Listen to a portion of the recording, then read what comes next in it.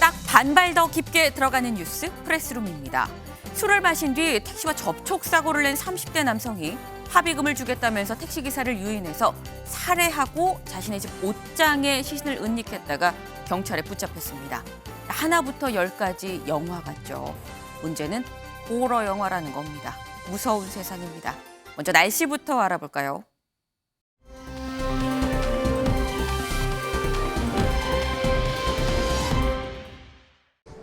네, 어느덧 2022년의 마지막 월요일입니다. 오늘도 아침 기온 영하 10도 안팎으로 무척이나 추웠는데요. 낮에도 찬바람이 강하게 불며 춥습니다. 그래도 낮 기온 영상권 보이며 한파의 기세가 조금은 누그러졌는데요. 그 틈을 타서 이렇게 서울시청 광장에는 겨울 스케이트를 즐기려는 시민들로 가득합니다. 그래도 아침 세미 단파에는 주의가 필요하겠습니다. 아침 기온 모레 잠깐 평년 수준의 추위 보이겠지만 이번 한 주 대부분은 영하 8도 안팎으로 떨어지겠고요. 찬바람의 체감 추위는 더할 수 있겠습니다. 현재 전국 내륙을 중심으로 한파특보가 내려진 가운데 중서부 지역 한파경보가 이어지고 있습니다. 오늘 서울의 낮 최고 기온은 1도, 대구 5도, 여수 6도로 평년보다 1, 2도가량 낮겠습니다. 지난주 내린 눈이 녹지 못하고 그대로 쌓이거나 언 곳이 많죠. 이번 주 눈 소식은 모레쯤이 되겠습니다. 모레 새벽부터 오전 사이 중서부 지역을 중심으로 모레 늦은 오후부터 늦은 밤 사이에는 서해안을 중심으로 눈 예보 들어있습니다. 추가적인 눈이 내려 피해 없도록 대비 잘해주시길 바라겠고요. 도로 살얼음이나 빙판길에도 주의해 주시기 바랍니다. 동해안 지역의 건조함은 계속되고 있는데요. 강원 산재 건조특보는 열흘 넘게 이어지고 있습니다. 화재 발생하지 않도록 작은 불씨도 조심하셔야겠습니다. 이번 주 아침 세미단파가 지속되는 가운데 날은 대체로 맑겠습니다. 네, 바깥에서 이렇게 야외 활동 즐기시면서 열을 내는 것도 좋지만요. 그렇지 못할 경우에는 방한용품들 챙기셔서 체온 유지 잘 해주시기 바랍니다. 지금까지 서울시청 광장에서 MBN 날씨 박선아였습니다.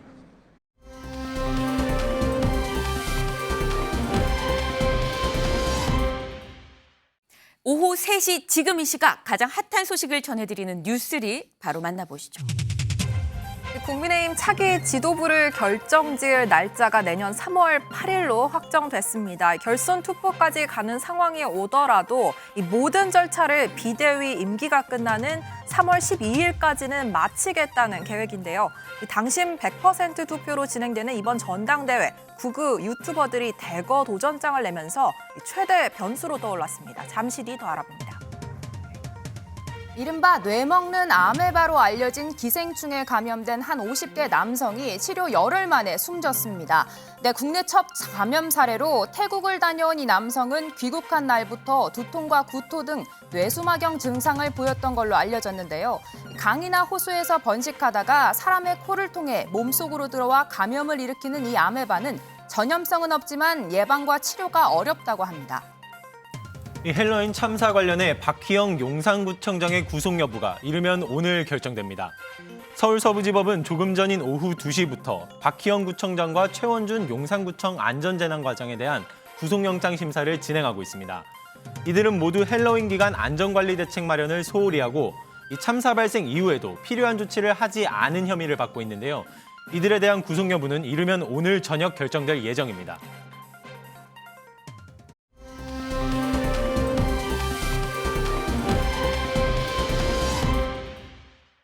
큐시투웨이 바로 들어가 보도록 하겠습니다. 첫 번째 소식 이수아 기자 준비했죠? 네, 윤 대통령의 행보 소식 먼저 알아보겠습니다. 네. 제목은요, 추억의 교회간 윤 대통령, 신년사 생중계입니다. 대통령 당선 뒤 맞이하는 첫 성탄절이었는데요. 윤 대통령 초등학교 때부터 중학교 초반까지 다녔던 이 정겨운 교회를 방문했습니다.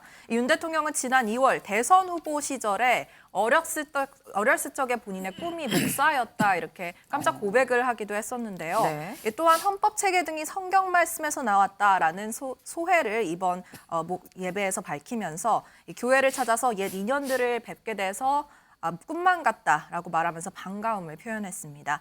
교회 측도 대통령의 방문에 대통령만큼이나 반가웠던 것 같습니다. 이날 성탄 예배 지난 1973년에 네. 윤 대통령이 교회 유년부에서 즉 다 오. 교육을 수료했다, 수료 증서를 네. 보여줬고요. 또 윤 대통령의 초등학교 졸업 사진을 대형 스크린에 띄우기도 했습니다.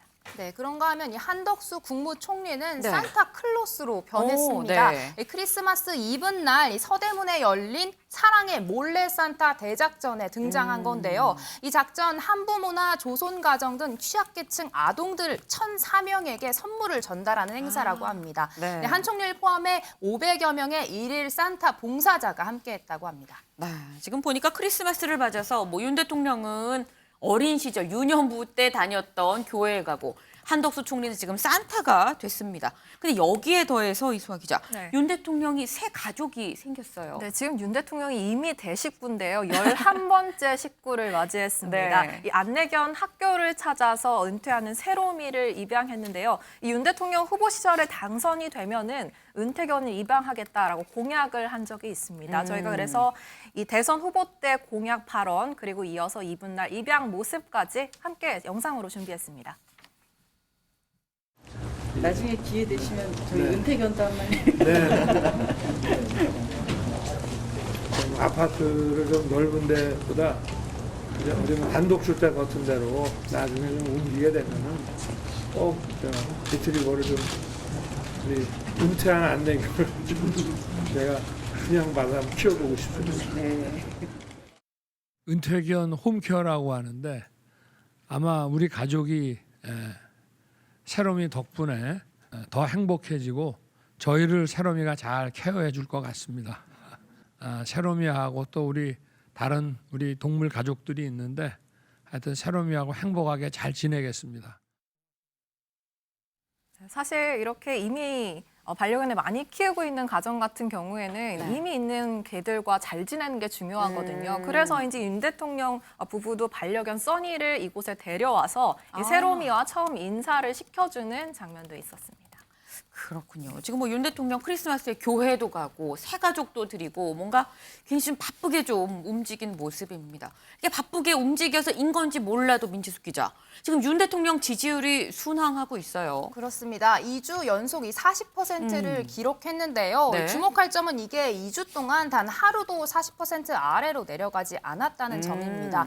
그래서 전문가들은 이런 상승 흐름이 반짝 강세가 아니라 40%대 안정적으로 자리 잡았음을 보여준다, 이렇게 분석했습니다. 네, 이런 지지율에 좀 자신감을 얻은 걸까요? 이 김건희 여사의 일정도 부쩍 늘어나고 오, 있는데요. 네. 이 연말이긴 합니다만 12월에만 노출된 공개 활동이 15차례, 이 중에 단독 일정이 지금까지 누적 5건입니다. 이틀에 거의 한 번꼴로 언론 앞에 섰다라고 볼 수 있을 것 같고요. 네. 또 공개적으로 하는 활동이 늘면서 이 정부 정책과 관련된 발언도 좀 얘기가 나오고 있는데요. 윤 대통령을 지지하는 청년들과 만났을 때는 환경을 강조하는 발언을 했고 또 네. 한부모 가족을 만났을 때는 사회의 인식 변화 등을 언급하기도 했습니다. 지금 뭐 김건희 여사 단독 일정이 사실 좀 유난히 좀 많은 상황입니다. 뭐 이틀에 한 번 꼴이다라고 지금 얘기를 했는데, 윤영걸 대표님. 네. 지금 이 김 여사 일정들을 보면 뭐 취약계층, 소외계층에 관한 이런 일정들이긴 하거든요. 이게 연말이어서 유독 일정이 많은 건지, 아니면 이제 지지율 상승세를 타고 앞으로 쭉 이런 빈도로 노출이 되는 걸까 싶기도 하고요. 어떻게 보십니까? 저는 뭐 앞으로 지지율 상승세를 타고 앞으로 계속 좀 이어지지 않을까 좀 이렇게 생각을 해요. 네. 지난번에 캄보디아 가서 심장병 어린이 안고 있을 때 네. 야당으로부터 비판을 많이 받았잖아요. 오드리 헵번 코스프레 한다고. 네. 근데 진정성을 이번에 보여준 거죠. 한 번, 두 번이 아니라 5번이나 이렇게 계속 이런 낮은 곳으로 이렇게 향한 거잖아요. 네. 짧은 기간에 5번씩이나 했다는 거는 낮은 곳으로 자꾸 하니까 국민들의 평가가 좀 좋아지는 거 아니냐. 윤 대통령 지지율이 좀 높은 거는 윤 대통령 다음의 회복도 있고 이재명 야당 대표의 사법 리스크도 있지만 네. 김건희 여사가 그동안에 점수를 많이 깎아먹었거든요. 이제 그게 이제 스톱이 된 거 아니냐. 거기에는 저 낮은 곳을 이렇게 보여준 거고 네. 또 하나는 구설수라든지 이런 거에 야당 비판도 줄어들었어요.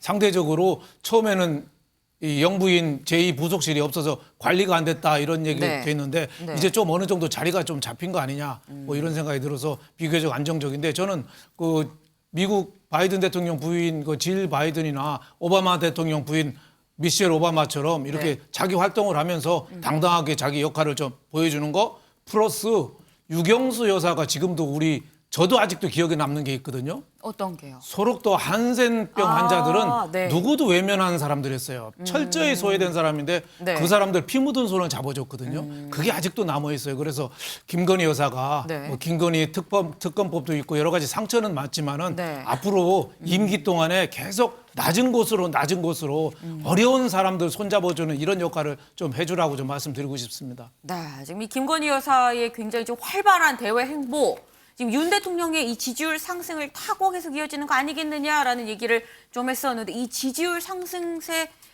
타고 윤 대통령도 이수아 기자 네. 신년사를 생중계로 한다는 얘기가 있습니다. 뭐 신년 기자회견까지는 아직 못 갔지만은 네. 원래 애초에는 부처 신년 보고로 가름하겠다는 말까지 맞아요. 나왔었거든요. 거기보다는 조금 한 걸음 나간 조치다 이렇게 볼 수 있을 것 같습니다. 만약에 신년사를 하는 것이 확정이 된다라면 윤 대통령의 메시지 예상을 해보면 최근 굉장히 일관성이 있었거든요. 3대 개혁 과제를 언급하지 않을까 싶습니다. 이 노동, 교육, 연금 개혁에 대한 의지를 재표명할 것으로 보이고요. 네. 이 집권 2년차 신년 메시지 내용이 어떤 것이 될지 그 확정되는 과정은 지금 이 대통령 주재 수석 비서관 회의가 오후에 열리고 있습니다. 이 자리에서 네. 조금 가름이 될 것으로 보입니다. 그렇군요. 사실 기자들 입장에서는 질의응답이 있느냐 없느냐가 가장 중요한 포인트긴 합니다만 어쨌거나 신년사 생중계로 이 진행을 할 것으로 보인다라고 합니다. 근데 민치숙 기자, 오늘 윤 대통령 사실 뭐 신년사 얘기보다도 당장 오늘 수석 비서관 회의를 또 직접 주재했었거든요. 근데 여기 앞서서 또 한 총리랑 주례 회동도 있었습니다. 맞습니다. 윤 대통령과 한 총리 별다른 일 없으면 매주 월요일 12시에 만나서 현안들 논의해 왔습니다. 네. 특히 오늘은 이 이명박 전 대통령과 김경수 전 경남지사의 이 연말 특별 사면 관련해서 논의가 있을 거라 예상이 되면서 주목받았는데요. 그런데 한 총리의 수행원 중에 한 사람이 코로나에 걸리면서 돌연 이 일정 취소되는 해프닝이 있었습니다. 한 총리는 자가 검사 결과 음성이 나왔지만 네. 추후에 PCR 검사를 따로 진행을 할 거라고 합니다. 네, 요즘에 다시 또 코로나가 또 기승이라고 하는데 이 여파로 지금 주례 회동이 일단 취소가 됐습니다. 근데 그렇다고 하면 원래 오늘 이 주례 회동에서 얘기를 나눌 사면 문제, 이수아 기자. 사면 문제는 지금 어떻게 돼가는 거예요? 결국 내일로 미뤄질 것 같은데요. 내일 국무회의에서 좀 안건을 심의할 것으로 전망이 되고 있습니다. 네. 법무부의 이 사면심사위 원안을 좀 보면 이명박 전 대통령은 사면과 복권, 그리고 김경수 전 지사의 경우는 복권 없는 사면으로 현재 올려놓은 상황이거든요. 네. 이 사면은 뭐 대통령의 고유 권한이긴 합니다만 사실 대통령의 오케이를 받는 거는 뭐 절차적인 정당성 때문이다 이렇게 볼 정도로 사실 원안 그대로 무리 없이 통과할 가능성이 큰 것으로 현재까지는 예상되고 있습니다. 네. 다만 대통령실은 이 가석방 불원서를 김 전 지사가 냈었잖아요. 여기에 대해서 좀 불편한 심기를 내비친 것으로 현재 알려지고 있습니다. 이 대통령이 국민 통합을 위해서 사면을 하겠다는데 거기에 정치적 의미를 좀 과도하게 부여하고 있는 것 아니냐라는 볼멘 소리가 내부에서 나왔다고 합니다. 네, 사면을 두고 이 정치권 공방이 이어지고 있는데 이 네. 가운데 오늘 이재명 대표가 윤 대통령 사면을 두고 직접 직격하는 비판 발언을 했습니다. 네. 몰상식한 내 편 챙기기다 이렇게 이야기했는데요. 직접 듣고 오시죠. 윤석열 정부가 국민의 반대와 경고에도 불구하고 이명박 전 대통령의 사면을 끝내 강행하는 것 같습니다. 가장 큰 문제는 이런 중대 범죄자들을 풀어주기 위해서 야당 인사를 들러리 방패막이로 내세우고 있다는 것입니다. 국민 통합이 아니라 불공정하고 몰상식한 내편 챙기기에 불과합니다. 네, 이처럼 민주당은 이명박 전 대통령과 김경수 전 지사의 사면 엄연히 상황과 격이 다르다라고 계속해서 주장하고 있습니다. 박지원 전 국정원장도 SNS에 자녀 형기가 15년 남은 MB와 5개월밖에 남지 않은 김경수가 어떻게 갔냐, 또 MB의 벌금은 괜찮고 한명숙의 추징금은 왜 안 되냐 이렇게 사면의 형평성 문제를 계속 지적하고 있습니다. 네. 아마도 이 사면 문제 내일 있을 국무회의에서 뭐 최종 결론이 나지 않을까 싶긴 한데 일단 큰 흐름은 이명박 전 대통령 그리고 김경수 전 경남지사 두 사람 다 사면이 될 걸로 보입니다.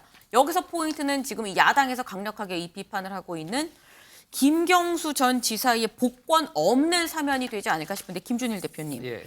민주당 당 차원에선 김경수 전 지사 복권 없는 사면은 안 하는 이만 못하다라고 얘기를 합니다만 이재명 대표 입장에선 김경수 전 지사가 복권되는 게 오히려 더 위험한 상황 아닙니까?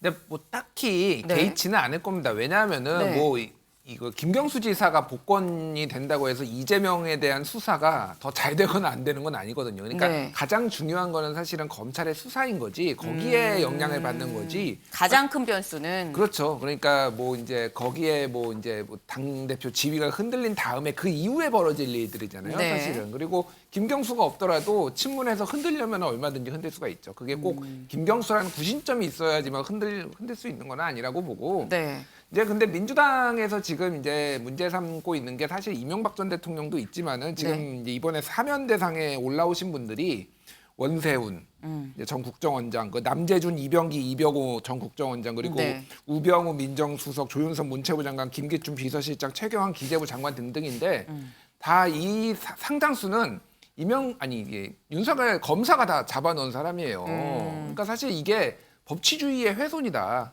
어떻게 보면 이제 그렇게 비판받을 소지가 있는 거죠. 그러니까 이게 그래서 저는 개인적으로 빨리 대통령 사면권은 없어져야 된다. 다음 대선에서는 사면권 없애겠다는 부분에 저는 한 표를 행사하겠습니다. 예. 네. 갑자기 김재일 대표님 다음 대선에서 누구를 뽑겠다고 이 TMI 정보를 또 주셨네요.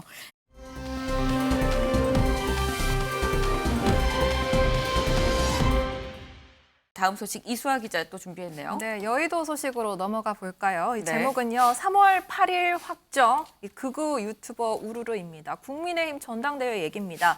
이 차기 지도부 선출을 위한 전당대회 날짜가 드디어 나왔는데요. 정진석 비대위장 얘기로 직접 들어보시죠.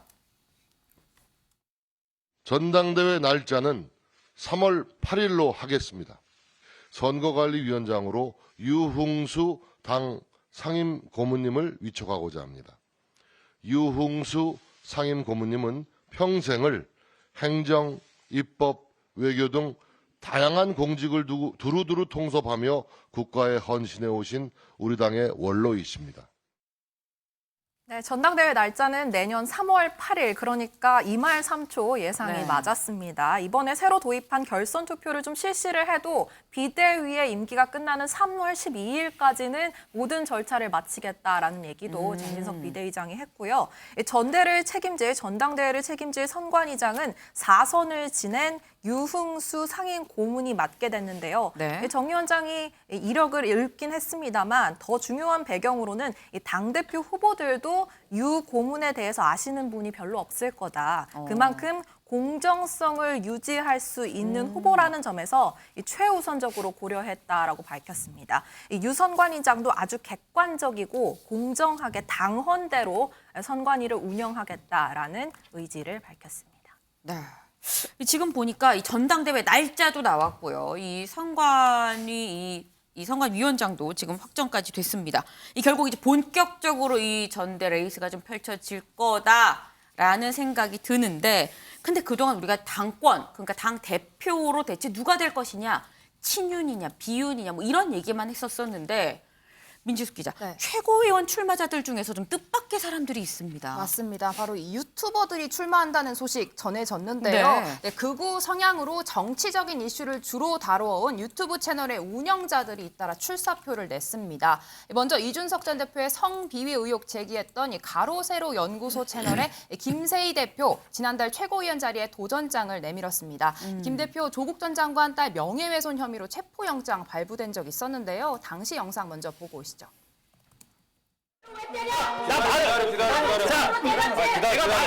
내가 말할 기회도 안 줘. 기다려. 그러니까 제가 무슨 살인 강간범도 아니고. 아니야 말 안 해.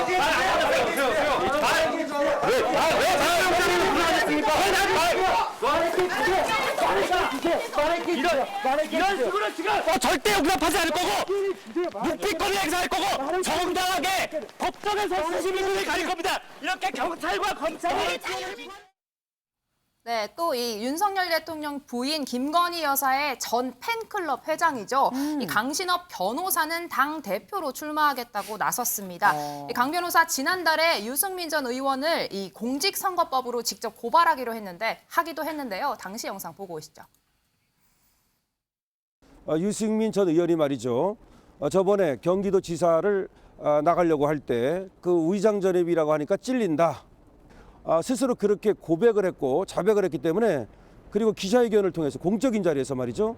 그렇다면 이거는 사실이라고 볼 수밖에 없는 것이죠. 선거권을 얻기 위해서 의장 전입을 하면 그것이 공직선거법 위반이 되는 겁니다. 그럼 자기의 말에 따르면 이건 당연히 빼박이가 돼야 됩니다. 절대 무혐의가 나올 수가 없습니다.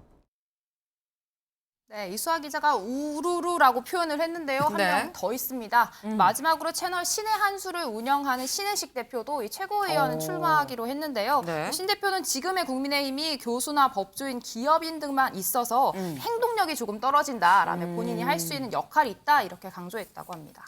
아니 근데 이 전당대회에 내가 나가겠다 뭐 선언만 하면 다 나갈 수 있는 게 사실 아니거든요. 이수아 기자. 지금 전당대회 출마 자격 조건이 저 유튜버들 되는 건가요? 네, 당원 당규를 좀 봐야지 알 수 있을 것 같은데요. 네. 이 선출 규정 찾아봤습니다. 내용을 보면은 이 국회의원 선거의 피선거권, 그러니까 만 18세 미만이거나 아니면 금고 이상의 형기에 실효 안 된 자 뭐 등등에 해당하지 않으면 다 가능한 거고요. 또 후보 등록 신청일 기준 당원인 자는 모두 출마 자격이 있습니다. 여기에는 네. 뭐 제가 세세한 이력은 찾아보지 않았지만 모두 다 결격 사유가 없는 것으로 보이고요. 네. 또 기탁금 부분에서 돈 문제에서 보자면은 이 당대표는 예비랑 본선 합쳐서 8천만 원 정도를 내야 하고요. 네. 최고위원은 3천, 그리고 청년 최고위원의 경우에는 원내에 있으면 1,000, 그리고 원에는 500만 원 정도입니다. 크게 변동은 없을 것 같은데 이건 지난해 기준으로 보여드린 거고요. 네. 언급된 세금 모두 적어도 몇십만 이상의 구독자를 보유하고 있는 유튜버거나 네. 아니면 후원금을 받고 있습니다. 이런 수익만으로도 충분히 낼 수 있는 그 금액이기 때문에 이 부분도 문제가 없을 것 같습니다. 네, 근데 이들의 출마가 주목받는 이유가 있습니다. 네. 이들이 이미 상당히 많은 팬층을 확보하고 있기 때문인데요. 맞아요. 이번 전당대회가 이 당원 100%로 이루어지는 만큼 이 극우 성향이 뚜렷한 구독자들을 기반으로 이들이 선거에 승산이 있다는 분석이 나오는 겁니다. 오늘 오전 기준으로 각 유튜브 채널 구독자가 12만 명에서 147만 명에 달합니다. 이런 상황에서 국민의힘에서는 네. 우파 중에서도 이 극우 쪽 인사들을 걸러내는 필터링 효과가 이 100%룰 때문에 떨어질 수 있다. 네. 이런 지적도 나오고 있는 상황입니다. 네. 지금 보니까 뭐 구독자가 뭐 150만에 가까운 지금 사람도 있습니다. 지금 뭐 국민의힘 뭐 당원 100% 여론조사로 뽑겠다. 왜냐하면 이 당원이 100만 명 가까이 되기 때문이다라고 지금 얘기를 하고 있는데 윤영걸 대표님. 네. 지금 극우 유튜버 구독자는 지금 150만 가까이 되는 사람도 있거든요. 근데 물론 이 극우 유튜버를 구독하는 사람이 다 국민의힘 당원은 아니겠습니다만 상당히 좀 교집합이 클 거란 말이에요. 근데 거기다 한 명이 아니라 지금 3명이 나온다고 하는 걸 보면 자칫 이 극우 지도부가 구성이 되는 건 아닐까 하는 우려도 사실 나올 법합니다. 또 그런 걱정도 충분히 나올 만하죠. 이번에 당심을 100% 하기로 했으니까 네. 당의 입김이 더 커지는 거잖아요. 여론보다도. 네. 근데 이제 극우 유튜버라는 말은 조금 정확하진 않아요. 극우라 하면 이제 파시즘이나 이렇게 근본주의, 그 민주주의를 전복하는 그런 과격한 인종차별이라든지 네. 여러 가지 그런 거를 이제 극우라고 그러는데 여기는 극우라기보다도 그냥 강성 유튜버. 강성. 저는 이 정도 표현하는 네. 게 맞지 않겠느냐 싶은데 지난번에 2020년 총선에서 네. 황교안 대표가 했던 자유한국당이죠. 네.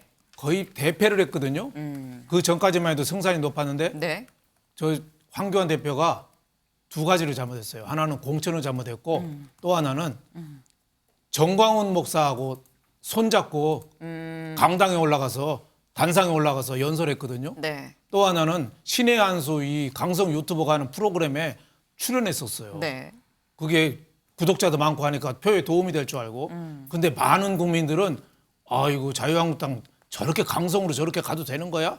거기에 대한 거부 반응이 굉장히 많았습니다. 그래서 저는 이번에 국민의힘이 이게 당신 100%를 한 게 이게 잘못하면은 극우 세력들이 강경 세력들이 당에 들어오는 그런 계기가 될 수 있다. 이거는 굉장히 위험한 시그널이다. 국민들이 윤석열 대통령을 국민의힘 온 거를 대통령으로 뽑긴 했지만은 네. 아직 탄핵 때 그때 국민의힘 보수에 대해서 완전히 마음을 연 건 아니거든요. 자칫 과거로 돌아가서 예를 들면 5.18이라든지 이태원 참사라든지 뭐 북한 관계라든지 여러 가지 예민한 부분에 대해서 강경 발언을 몇 번 터뜨리고 국민들의 분노를 자아내면은 네. 순식간에 모래성처럼 당이 흔들릴 수도 있습니다. 네. 그래서 굉장히 정신 차려야 되는 국면 아닌가. 국민의힘이 가야 될 거는 젊은 보수, 서민 보수, 미래를 향한 보수여야 되지 과거지향적인 강경은 설 자리가 없다는 말씀을 드리고 싶습니다. 네. 지금 이 윤용걸 대표님이 극우는 아니고 강성이다. 이 강성 지지층의 얘기를 하시면서 황교안 전 대표를 지금 말씀을 주셨습니다. 이 황교안 전 대표 이 당시에 뭐 부정선거를 계속 좀 주장을 하면서 계속해서 지금도 뭐 강성층의 이 지지를 받고 있는 걸로 알려졌는데 이수아 기자, 네. 이 황교안 전 대표도 이번에 출마를 한다고 하지 않아요? 네, 이 당 대선 후보 경선 이후에 정말 오랜만에 듣는 네. 이름인 것 같은데요. 크리스마스 당일에 당대표 출마를 선언하면서 두 사람을 저격했습니다. 누군지 확인해 보시죠. 그들은 박근혜 대통령 탄핵에 앞장섰던 사람들입니다. 가장 어려울 때 당을 버리고 떠났던 배신으로 당을 망가뜨렸던 사람들입니다. 그러다가 선거철이 되니 자신들의 당으로는 당선될 수 없다는 걸 알고 이번엔 통합을 핑계 삼아서 슬그머니 다시 들어온 사람들입니다. 저들은 당을 망가뜨리는 암덩어리입니다. 이제 깨끗이 도려내야 합니다.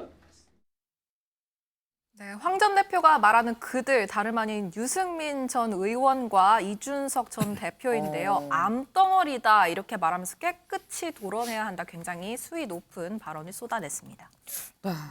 아니 근데 뭐 이 대통령 직속위원회 부위원장 자리를 맡아서 과연 나오는 게 맞느냐 얘기가 나왔었던 이 나경원 전 의원. 나경원 전 의원도 출마를 좀 하는 쪽으로 기운 것 같아요. 그렇습니다. 이 공식 출마 선언은 아직 하지 않았지만 네. 어제 SNS 글을 통해 사실상 이 간접 출마 선언을 했습니다. 최근에 가장 많이 듣는 말이요. 당대표 되세요라는 말이라고 적은 건데요. 네. 실제로 당대표 이 선호도 조사를 보면 일반 국민 여론조사에서는 유승민 전 의원이 1위로 나타나지만 네. 여당 지지자로 한정하면 나 부위원장이 앞서고 있는 상황이라고 합니다.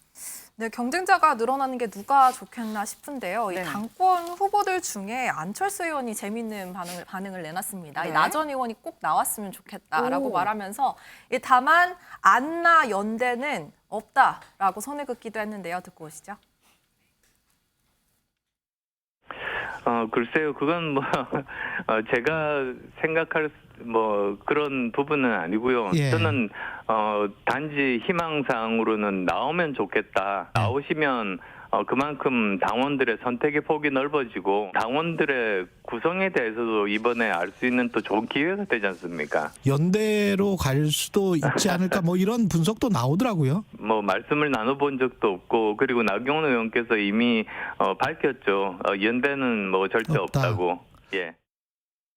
네, 지난주에 안 의원이 저출산 관련 법안을 발의하면서 이게 사실상 저출산 고령사회위원회 부위원장을 맡고 있는 나경원 전 대표에게 조금 원내대표에게 러브콜을 보낸 게 아닌가 이런 얘기가 나왔는데 안나연대 아니다라고 말하는 모습이었고요. 네. 네, 안 의원 계속해서 당권 주자로서 바쁜 일정을 소화하는 중입니다. 그렇군요. 이 지금 전당대회 레이스가 정말 이제 본격 레이스에 지금 들어간 상황입니다. 제가 이거는 두 분한테 다 좀 여쭤보려고 합니다. 이 전당대회 가장 큰 변수가 뭐라고 보십니까? 먼저 김준일 대표님부터. 일단 네. 연대, 안나연대 등등 해서는 네. 의미가 없는 게 결선 투표제를 도입한 게 단일화니 연대니 이런 거 하지 말고 각자 독자 노선으로 가다가 마지막에 네. 1, 2 붙이겠다라는 거 아니에요. 네. 그리고 만약에 지금 연대를 하겠다라고 하면은 표가 한쪽으로 쏠릴 수가 있습니다. 안철수 또 철수하는 거 아니야? 이를테면은 이렇게 네. 프레임이 잡힐 수도 있기 때문에 절대 연대의 얘기는 안 나올 거예요. 가장 중요한 거는 저는 아까 전에 얘기 나왔지만은 지금 이 당이 보수 짠물이 되고 있거든요. 네. 왜냐하면은 정광훈 목사가 10만 명 이상 당원을 도입 가입을 시켰네 이런 것들이 상당히 어떤 식으로 이게 영향을 줄 것이냐. 그런 이야기들이 있긴 했었죠. 이야기들이 있고요. 그게 만약에 이렇게 소위 말해서 전당대회 물을 흐릴 가능성이 높습니다. 계속 그분들이 이름이 나오면 신혜식, 정광훈 나오면은 아까 이제 윤영걸 대표님이 말씀하셨던 그거고 또 하나는 이 20대, 30대, 40대 젊은 당원이 30% 정도 되는데 이들이 지금 투표를 할 의욕이 있느냐, 그 의욕을 누가 심어주느냐, 이준석이 움직이느냐 만약에 이제 그게 좀 관건이 될 것 같아요. 네, 윤 대표님은 어떻게 보십니까? 저는 나경원 전 의원이 출마하느냐 안 하느냐가 가장 큰 변수가 될 것 같습니다. 네. 그만큼 인지도가 높고 지난번에 서울시장도 떨어지고 지난번에 당 대표도 당내에서는 이겼지만 네. 여론조사에서 이준석 대표한테 밀렸거든요. 네. 그래서 상습 출마자라는 비난도 있지만은 그래도 동정표도 또 있을 수 있거든요. 이번에 저는 3파전이 될 거라고 봐요. 김기현 의원, 나경원 의원, 안철수 의원 셋이 네. 3파전이 벌릴 것 같은데 나경원 의원이 출마하면은 3파전이고 출마를 안 하고 친윤 쪽으로 손잡으면은 친윤 쪽에 낙승을 하지 않겠느냐. 그래서 저는 뭐 이번에 그렇게 두드러진 인물이 새로운 인물, 카리스마가 뛰어난 인물은 없지만은 네. 그래도 가장 큰 변수는 나경원 의원이 출마하느냐. 저는 이게 가장 큰 변수라고 봅니다. 네, 지금 두 분이 이 꼽아주신 게 조금 좀 다릅니다. 일단 윤영걸 대표님은 나경원 전 의원이 출마하냐 안 하냐가 가장 좀 이 관전 포인트고, 김준일 대표님은 이 새피 2030이 얼마나 좀 적극적으로 참여를 할 것이냐가 관건이 될 수 있다는 얘기를 주셨습니다.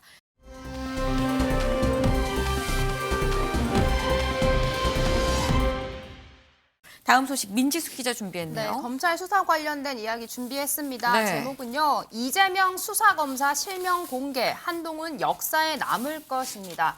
네, 지난주에 더불어민주당이 이재명 대표와 관련된 의혹을 수사하고 있는 현직 검사들의 이름과 사진을 공개했습니다. 네. 웹 대자보 형식으로 만들어진 이 내용은 민주당 유튜브 채널 등을 통해 퍼졌는데요. 네. 네, 이재명 대표의 소환이 통보된 바로 다음 날 이 박찬대 최고위원의 이 발언을 근거로 만들어졌다고 합니다. 직접 듣고 오시죠.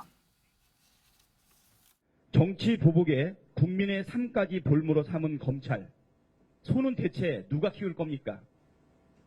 검찰 독재 정치 탄압 대책이 조사에 따르면 서울중앙지검 3개부, 수원지검 4개부, 성남지청 1개부 등 8개 부서의 60여 명의 검사가 이재명 대표 관련 수사에 올인하고 있습니다. 수사를 지휘하고 담당하는 검사들 대다수가 소위 윤석열 사단입니다. 네, 민주당 전국위원회에 뿌려진 이 자료, 이 대장동 의혹 수사 중인 중앙지검과 이 성남FC 의혹 수사 중인 이 성남지청 등의 이 지검장과 부장검사들 이름과 사진이 올라갔습니다. 네. 이 김의겸 민주당 대변인은 어제 이 수사와 검사들의 어두운 역사는 반드시 기록으로 남겨야 한다. 필요하다면 150명 전원의 이름을 알리겠다라며 추가 폭로를 예고하기도 했습니다. 이 한동훈 법무부 장관이 직접 입장을 표하기도 했습니다. 이번 명단 공개는 역사에 남을 것이라는 이 강한 표현과 함께 강경한 모습이 있었는데 먼저 직접 보고 오시겠습니다. 역사에 남을 것이라는 말에는 동의하고요. 다른 의미에서 동의를 합니다. 다수당이 힘을 이용해서 적법하게 공무를 수행 중인 공직자들을 좌표찍고 조리돌림하도록 공개적으로 선동하는 것이, 이렇게 그 과정에서 법치주의를 훼손하려고 하는 것이, 그것이 역사에 남을 것이라고 생각합니다. 듣고 오신 것처럼 다수를 앞세운 이 조리돌림이다라는 입장입니다. 이 공당인 민주당이 개인의 문제를 해결하기 위해서 이 법치주의까지 훼손하고 있는 모습이다. 강한 비판 내비쳤습니다.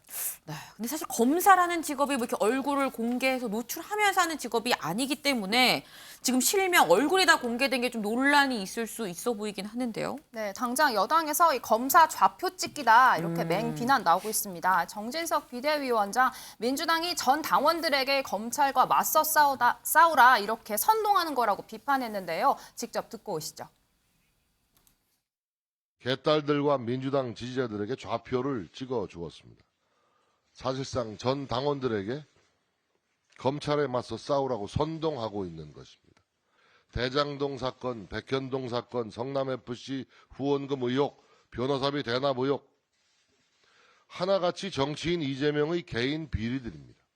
왜 제1야당의 이재명 대표의 야당 탄압 프레임에 제1야당이 들러리 서야 합니까? 왜 민주당이 이재명과 함께 자폭하려 하는 것입니까?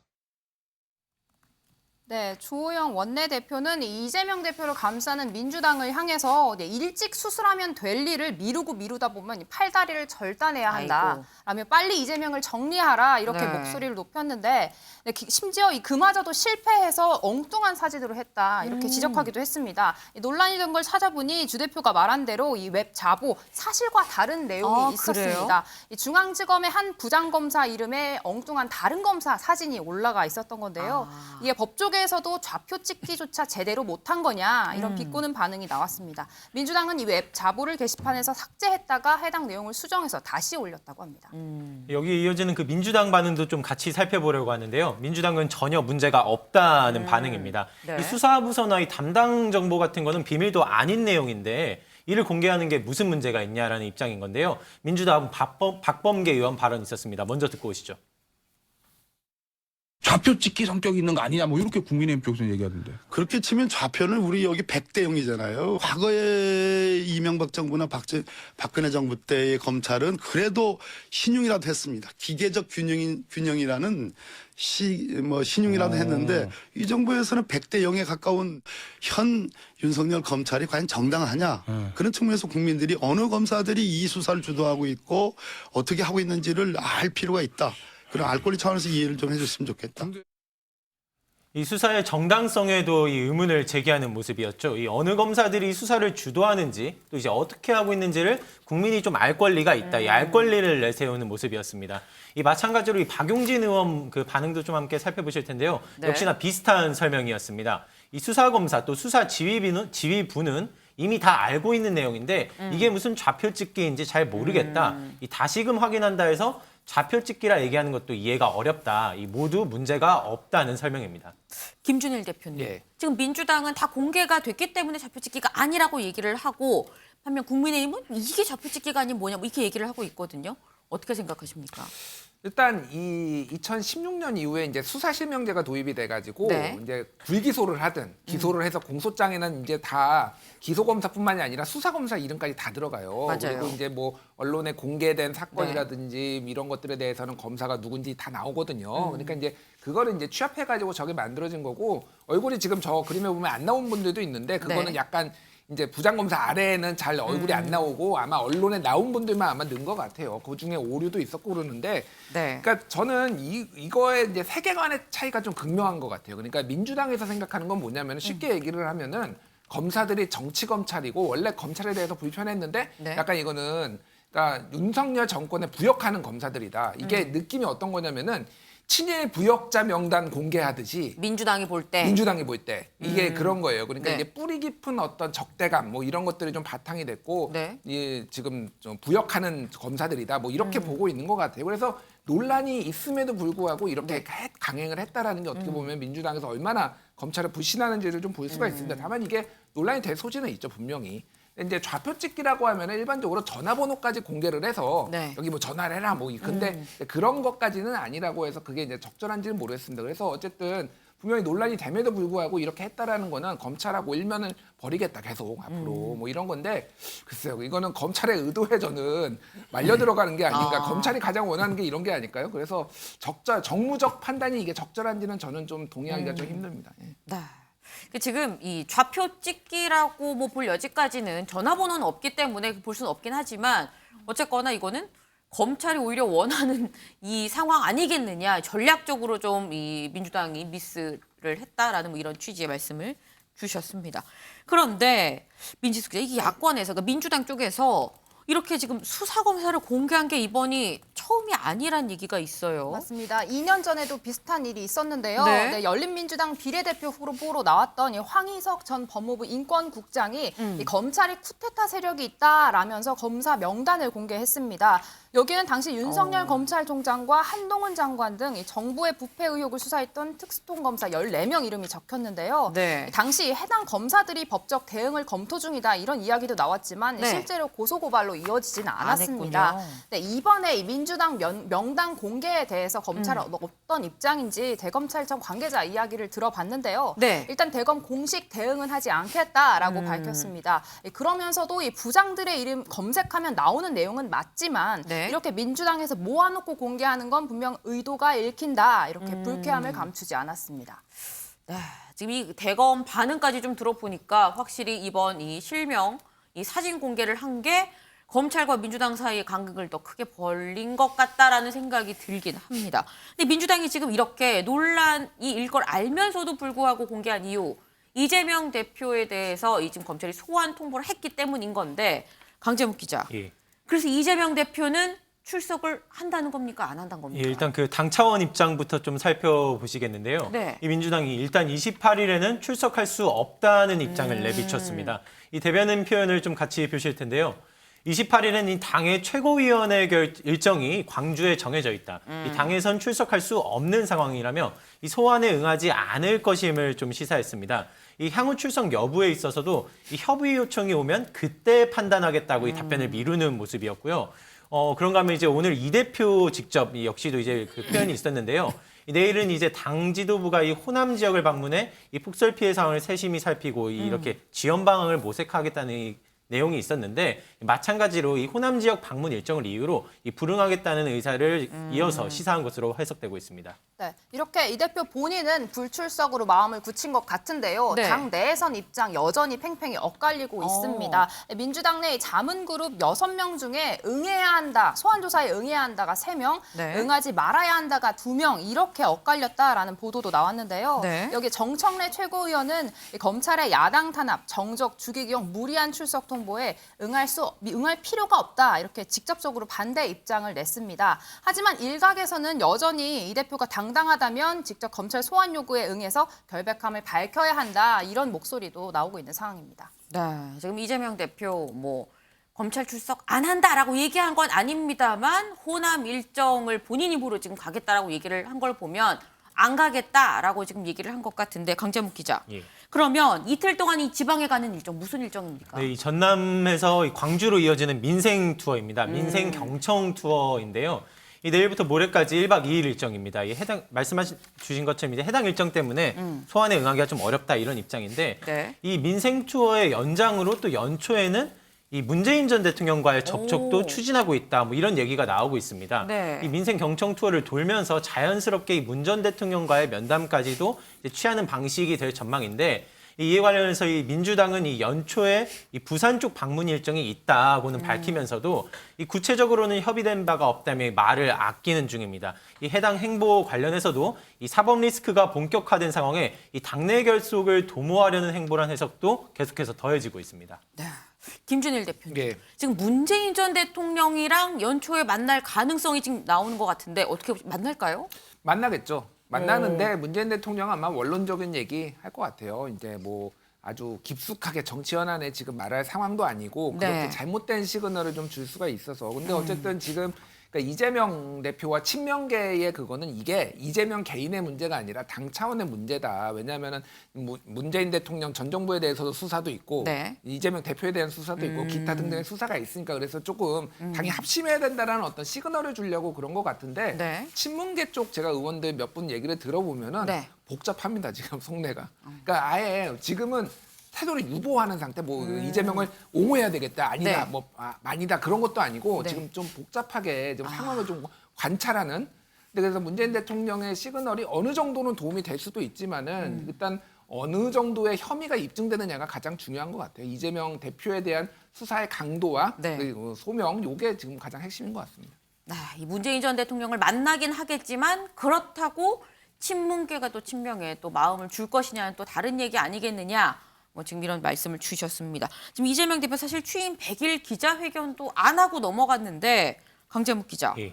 근데 지금 신년 기자회견은 또 준비 중이라는 얘기가 있습니다. 맞습니다. 내년 21일 예정 보이고 있는데요. 이 네. 설 연휴를 앞두고 이 신년 기자회견이 진행될 것으로 보이는데 이 당일 있을 메시지가 당연히 주목되고 있습니다. 이 말씀하신 것처럼 이 100일 기자회견 역시도 생략하면서 네. 이 사법 리스크가 심화된 상황에 대한 좀 신중한 반응을 좀 보이는 듯한 모습이었는데, 이 신년 기자회견을 방점으로 이 리스크에 대한 본인 입장이 있을 것이다라는 예측도 나오고 있습니다. 강도 높은 발언이 있을지 주목되고 있습니다. 네, 지금 이 신년 기자회견에서 이 이재명 대표 질의응답을 받을 수밖에 없을 텐데, 기자회견이라면 여기서 또 무슨 얘기를 내놓을지도 좀 주목해 봐야 될 것 같습니다.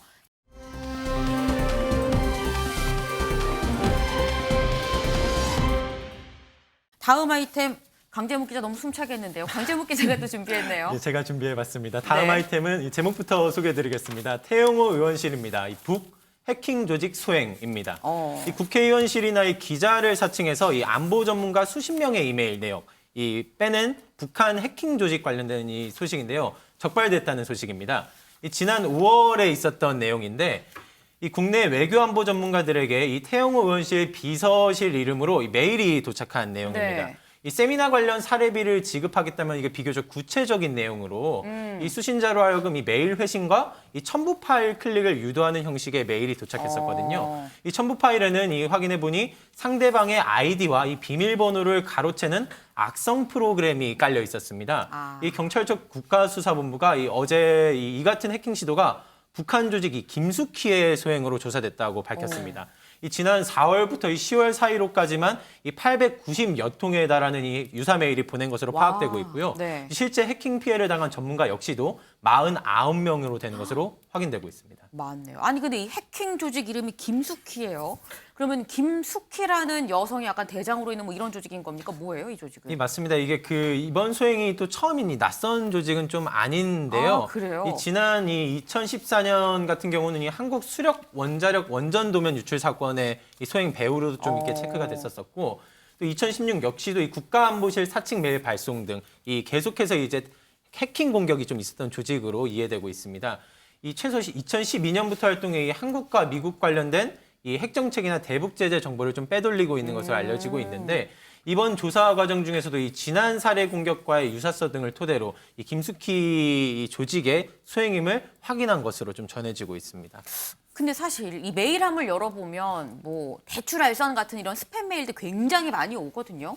그런데 뭐 이런 메일 하루도 몇십 통씩인데 저 조직이 이 메일을 보냈다고 해서 뭐 40몇 명이나 되는 사람들이 거기에 이렇게 걸려 들었다는 게 좀 의외긴 합니다. 맞습니다. 그렇게도 생각되는데 일반 스팸 메일 같았으면 이렇게 저희가 이렇게 흔하게 이렇게 피하듯이 했었을 텐데 네. 꽤나 이 사전 준비랄까 이 내용들이 좀 치밀했던 것으로 보입니다.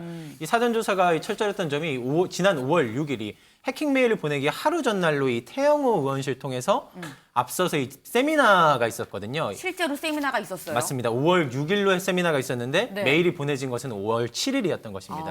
이 5월 7일로 보냈는데 또 동시에 이 세미나에 참여했던 전문가들을 대상으로 해서 메일을 보낸 겁니다. 네. 즉 이 사전에 이 참석했던 전문가 명단들을 네. 확보했었다라는 것을 좀 이렇게 짐작할 수 있죠. 이 때문에 태영호 의원 역시도 직접 확인이 나섰는데 본인이 직접 봤을 때도 본인 의원실에서 보낸 자료인 줄 알았다라고 할 정도로 그 자료가 상당히 이제 유사했었던 것으로 확인되고 있습니다. 이 보좌진들 통해 확인해서 그제서야 아니다라는 것을 확인을 했었다고 얘기를 하고 있고, 이 메일함에 수많은 스팸 문자로 보였으면 그랬을 텐데 네. 이 사전에 눈치채거나 무시하기 어려웠을 만큼 그 디테일이 좀 살아있었던 사전 작업이 있었던 것으로 이해되고 있습니다. 네, 아니 뭐 실제 세미나가 있었고 세미나 이튿날 실제 참여했었던 교수들한테 메일을 보냈으면 사실 뭐 열어보지 않고는 베길 수가 없겠다 싶긴 한데, 윤영걸 대표님, 허구 많은 의원실 중에 또 왜 태영호 의원실을 택한 걸까요?